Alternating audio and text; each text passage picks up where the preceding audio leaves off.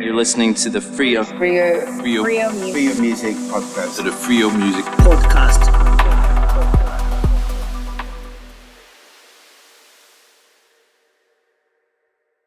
Welcome back to another episode of the Freio Music Podcast.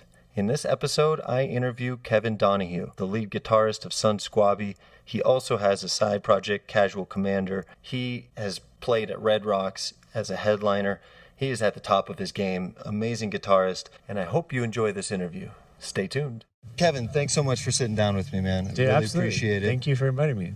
Go ahead and introduce yourself, say your first and last name, and bands that you're working with today. Of course. For everybody out there, my name is Kevin Donahue, and I am a Denver-based guitarist of a band called Sunsquabi. We play electronic funk fusion rock music, and I'm out here at Sonic Bloom this weekend with the homies, playing a little solo project. It's called Casual Commander. It's a little bit more on like the funky disco side, but that's what I do. I play guitar and more guitar.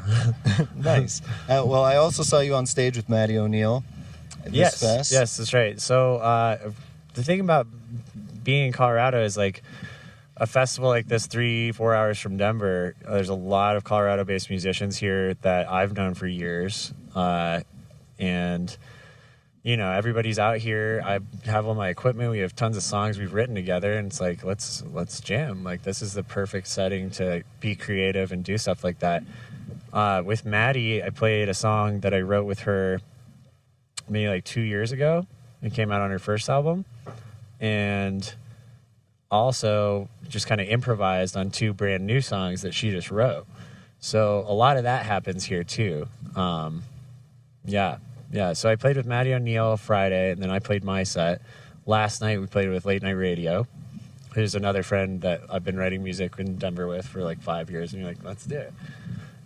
Ended up playing the whole set, same kind of thing, where we played some old songs that we wrote, we played some new stuff that we've been writing, and then there's a lot of stuff where I'm just openly creating and just improvising on top of what he's produced. And there's really not a better place to do that than a music festival, just to like have that freedom and just play what's on your mind, you know. Absolutely. Well, that's amazing. I mean, you're at a festival and you're playing, you're hopping on stage with different artists under different names, and that's, you know, hustle and grind, I would say. But it's also I having fun. I would agree with you that it is a hustle, but it's what makes it that grind, like, I don't even want to say worthwhile. It's just like fulfilling. It just feels really good because all I really want to do is play music, and to have friends that invite you into their project too, and let you do your thing because you're adding into each other's what you're creating together. It's pretty special. It's pretty special, man. I feel really lucky. Tonight I get to play with the Sonic Bloom Orchestra, which is it's myself and Anthony from Papadosio playing guitar, and then we got both members of Yodo / Michael Travis and Jason Hahn from String Cheese. We got 2 Bob Crew, Dirtwire, Vibe Squad's playing bass, and then Jamie Janover. I think we'll play Dulcimer or just conduct and be awesome. But same kind of thing. It's like to be able to just be invited into that.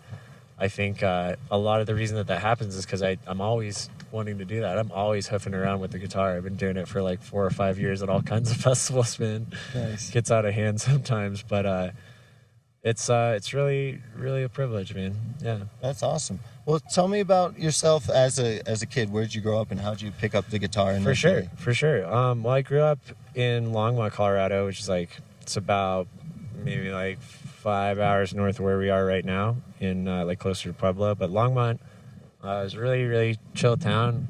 I had a pretty easy life growing up, man. I was very lucky to have a great music teacher in high school, and I played different instruments. I played like drums and saxophone and marimba, which is like a giant xylophone. And how'd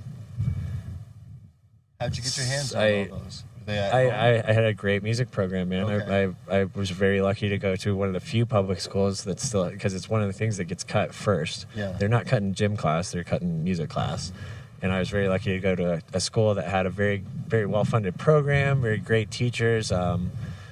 And I was just always really encouraged to it. And what happened with the guitar was there's the beginning jazz band in my freshman year, and they needed a guitar player. And I'm like, I've never even really thought about this, but my older brother had one.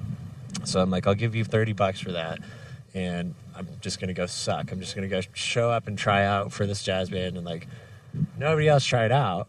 So I got it. I got the spot. It was first chair guitar, only chair.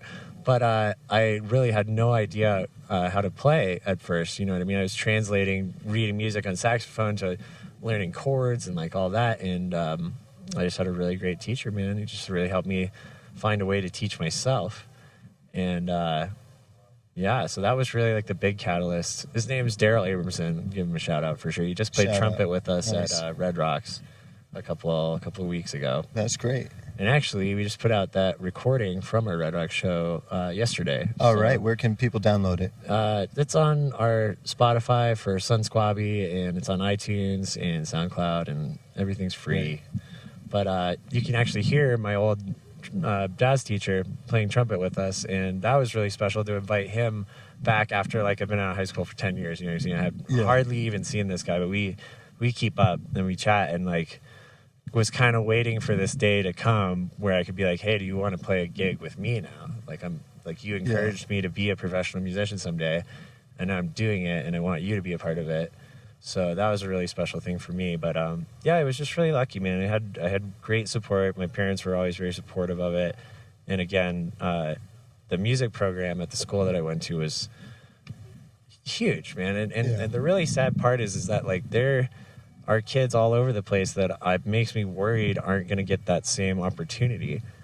Because again, like the first thing that gets cut when the funding, you know, starts to go missing or whatever is the arts programs. That's true. And it's a shame. It's just like seriously bums me out. It's like it changed my fucking life. Sorry, but it changed my life having that kind of program and yeah. So.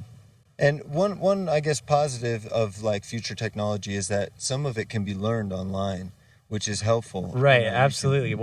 You can watch somebody finger the chords online, and you can kind of teach yourself little bite-sized YouTube videos. Absolutely. I mean, that was a huge part of it, just being able to have access to that.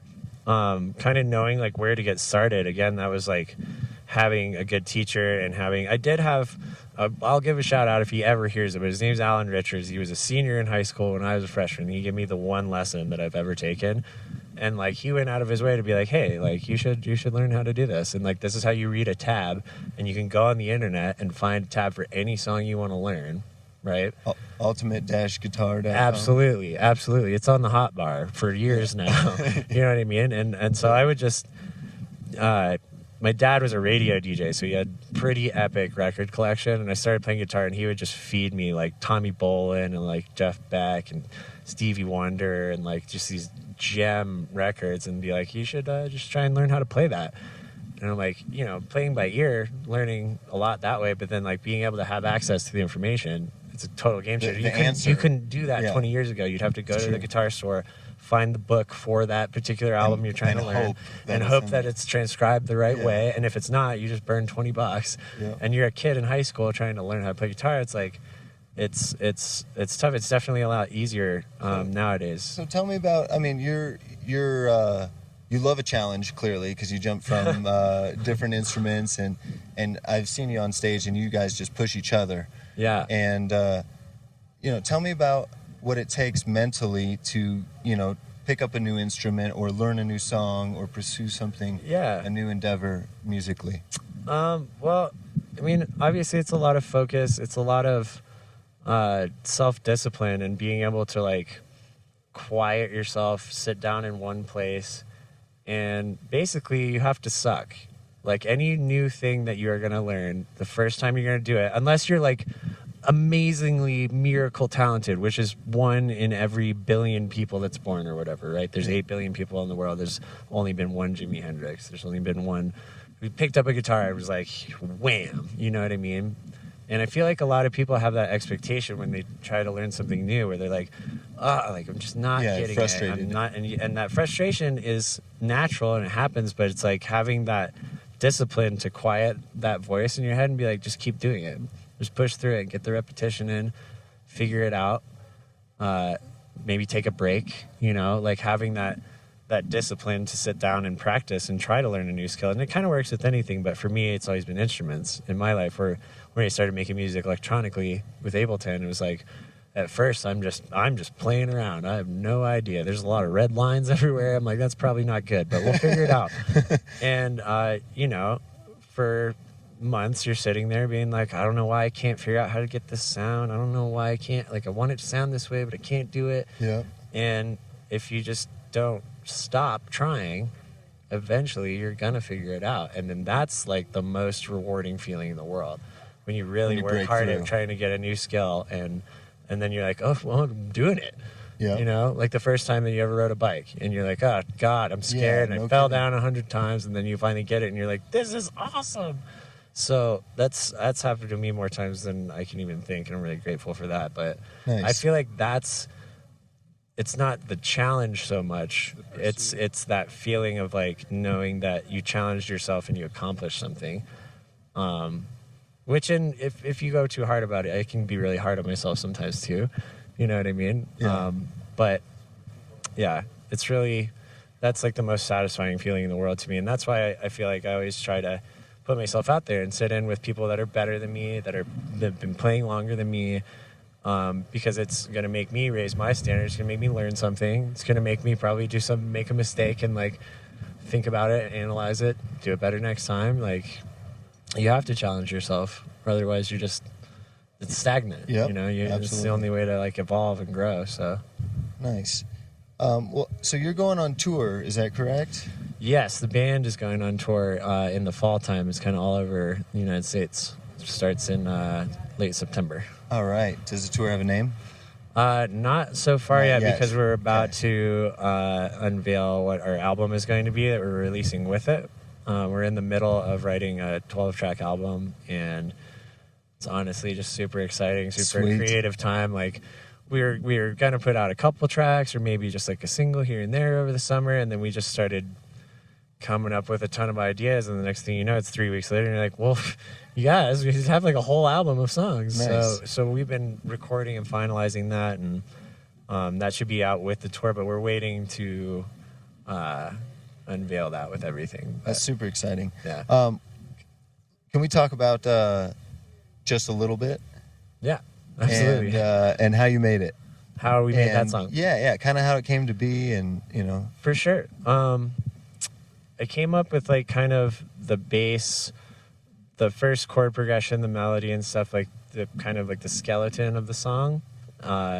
It was called Just a Little Rain because I'm terrible with coming up with titles, but it was like kind of a rainy day in the studio, and it was just kind of like bumming, and you gotta get some juice out if you're kind of like gloomy and sad, and you're like, I want to make some like sweet sounds that like make me feel better.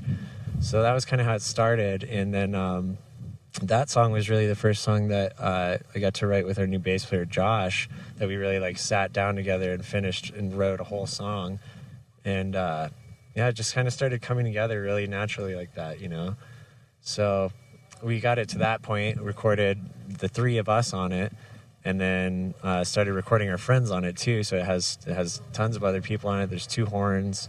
There's Eric Luba is on keyboards.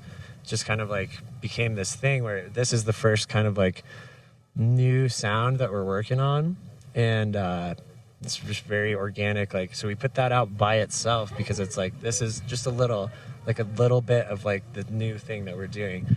And then the artwork that went with it was like this bear getting into this honey pot. It was just like he's just getting a little taste, like he just wants a little bit.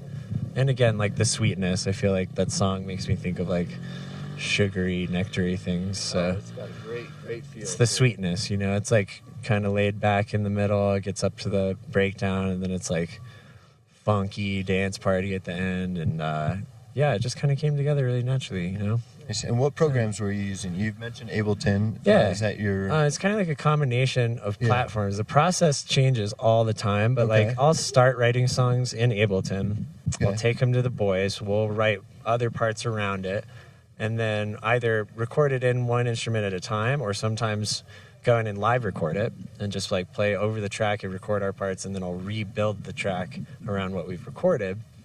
But we go in and do that in Pro Tools. So that's all in like an analog studio out by Red Rocks, which Josh runs, called Scanhope Sound. And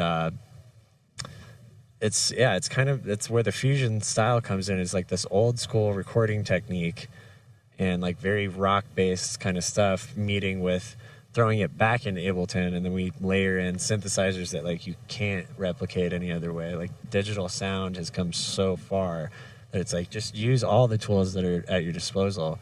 But it's Ableton is primarily like, I've messed with Logic a little bit, but it's like I just understand Ableton is the one that works for me. Yeah. And I feel like people use different ones, like using Logic to produce and then playing live with Ableton. Or some people use FL Studio, man. You know, it's like whatever tools work best for you to get what's in your head out, you know, onto paper, so to speak, onto tape, you know, then that's what you should use. You know what I mean? But for me, it's like, I got Ableton 5 years ago, and I was like, this is the coolest thing ever. Nice. Like, I can play like 10 instruments at once. This is amazing, you know? Yeah. So that's what worked for me. Now, when you're shaping the sound of your guitar, you're using a lot of pedals. Is that correct? Yeah, I use sort of on like a general basis, it's a pretty minimal pedal setup. I just use one digital foot pedal that has several effects in it. And normally you would have like maybe 10 or 20 different effects laid out on like an analog pedal board, which is what a lot of people use. But for me, I just, again, like the tools that you use are really less important than what you're using them for, and if you're able to get your voice through them. And Grant gives me shit about it all the time. He's like, you still using that janky ass pedal? I'm like, it sounds good, man. And I know how to use it. You know what I mean? True. I know how to make it do what I want to do. So it works really good for me. I have thought about upgrading a lot, but it's actually like 4 effects that I use on my guitar throughout like a whole set. It's like a harmonizer, a little bit of compression, a little distortion when you need it, usually not. And then reverb / delay, right? Just very simple. I like it that way because I'm doing a lot with my hands too, and I'm kind of like semi-conducting at the same time. And it's good to keep it simple. And again, it's like whatever you use, you know, the same way I would imagine like a photographer. People use different types of lenses. People prefer different types of cameras or film or etc. because that's how they can get it to look or sound how they want it to. You know, absolutely. What I mean? So. I don't know. People get particular about it. I used to be a total gear nerd, but then I kind of got tired of talking to those guys because they'll just never shut up about how many pedals they have, etc. And then it's never like, ending. And then does that really make you a better player, though? Does that really make you better at playing? Does that really make you feel like you can do what you're trying to do better just because you have the newest, nicest thing or this one particular kind of like this is what everybody uses, and so I have to use it. Sometimes the creative limitations really add to the final result. I have always been like taught like that. Again, going back to like my teacher in jazz, it's like less is more, and sometimes really simplifying things can open up more channels creatively. Like you'll actually come up with something a lot more justifiable to what you're thinking than just like doing the craziest lick that you can play. You know what I mean? I do that all the time. I was writing these songs this week for my set for Casual Commander, and I had my friend Melissa Peterson playing violin with me, and we're like writing melody lines over this track, and I'm, you know, like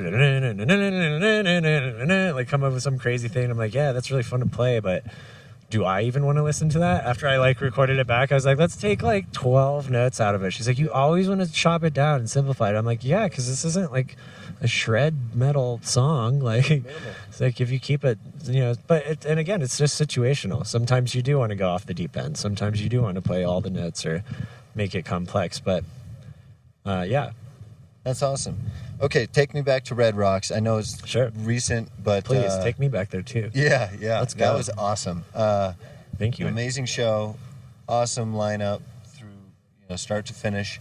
And you guys really brought the heat. And it just looked like you guys were out there having a blast, and yet at the same time trying to one-up each other. And like, and you guys just like are on the highest level. So it was awesome to watch. You played so well together, though. Well, thank you, man. You really seem to elevate each other. That's how I would describe it. It's not so much like one-upping, you know what I mean? Because then it gets mean. Yeah. You know what I mean? And my bass player can play a lot faster than I can play, so it's embarrassing. If I try to one-up him on the speed or shit, he'll be like, oh, yeah? what's up? But it's really like, we elevate each other. There's a lot of energy going on stage, and like, especially at a show like that where it's like we've prepared for this our whole lives. This is our 4th year in a row doing it, and you just feel very comfortable where you're at. And we just came off a tour prior to that show. That was the Just a Little tour, and just a little tour.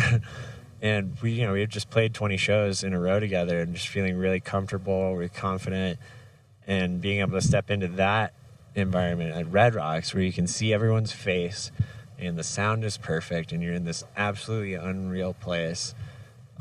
You kind of get to take that in more when that comfortability is there, and that's where the energy comes out, because you're having fun. You know what I mean? You're listening to each other, and you're just like, not worried if like, oh, you made a little mistake. It's like, oh, no, I'm going to do it on purpose. Like, what's up? And then be like, oh, but nobody knows. And like, I don't know. It's honestly, I've tried to describe it 100 times. It's impossible to describe what it feels like playing there. It's the craziest feeling you can experience as a musician. Like, just feel very connected to the entire audience. Again, the sound is perfect.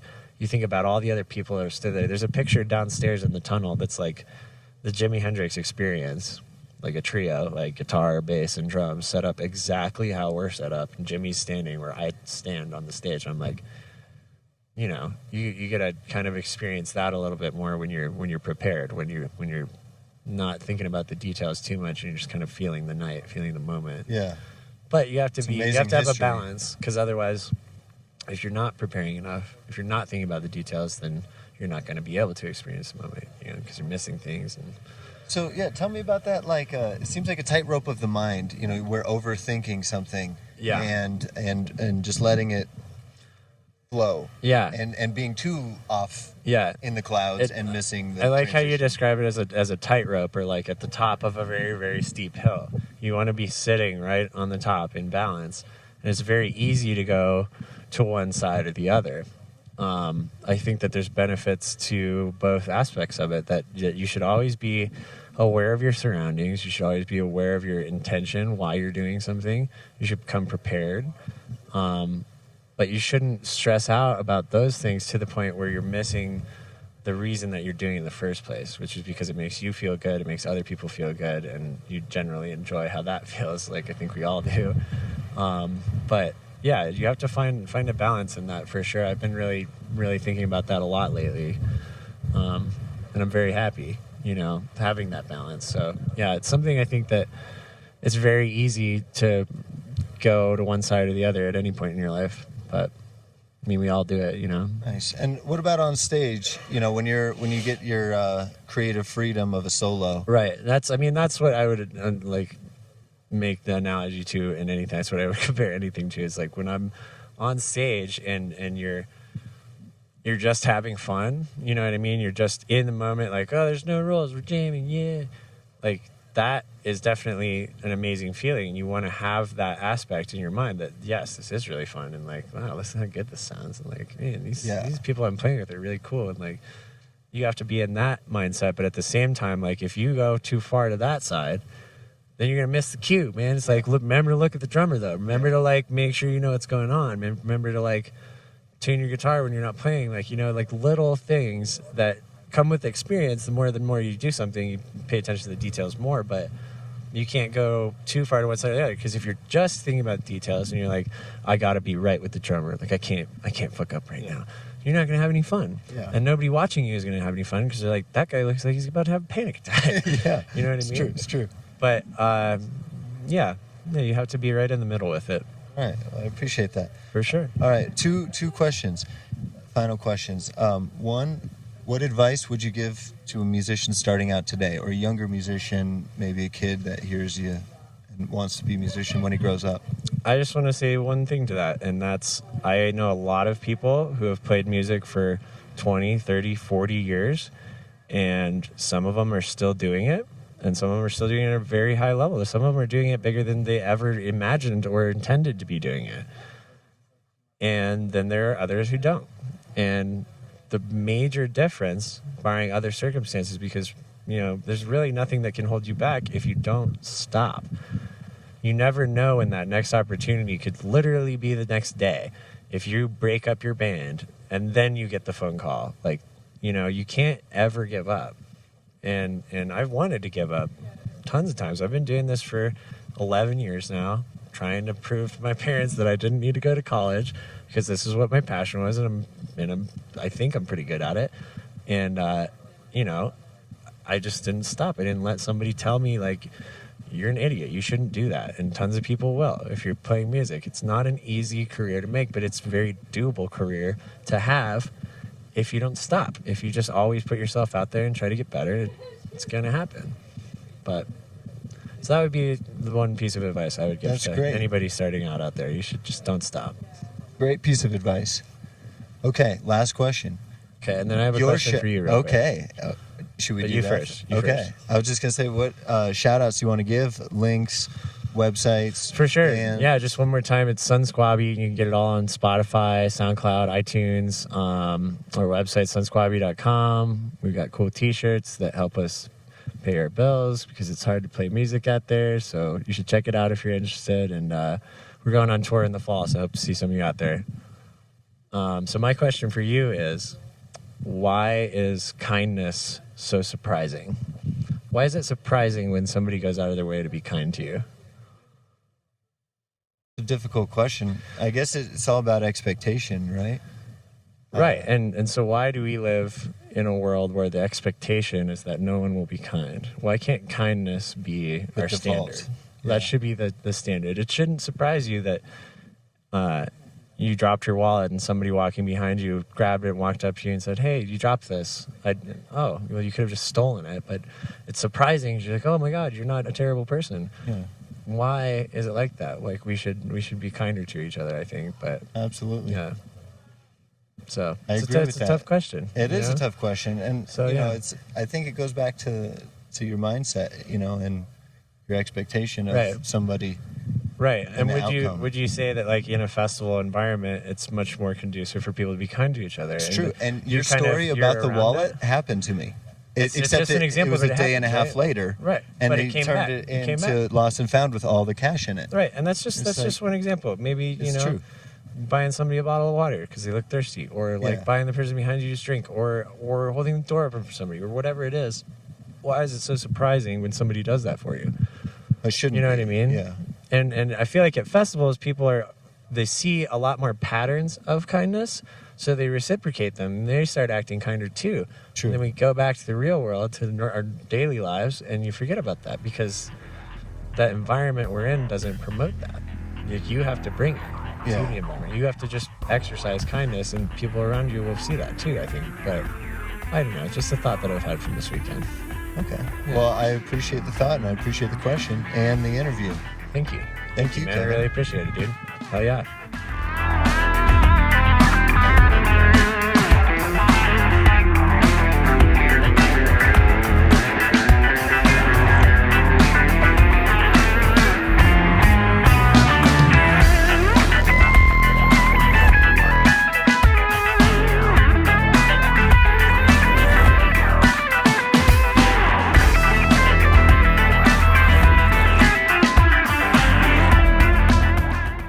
Been listening to the Freio Music Podcast with Michael Morahan.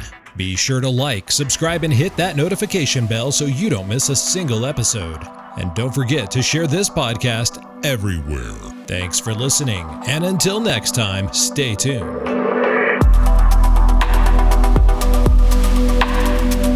Freio Music, Freio Music, Freio Music, Freio Music. You are listening to Freio Music.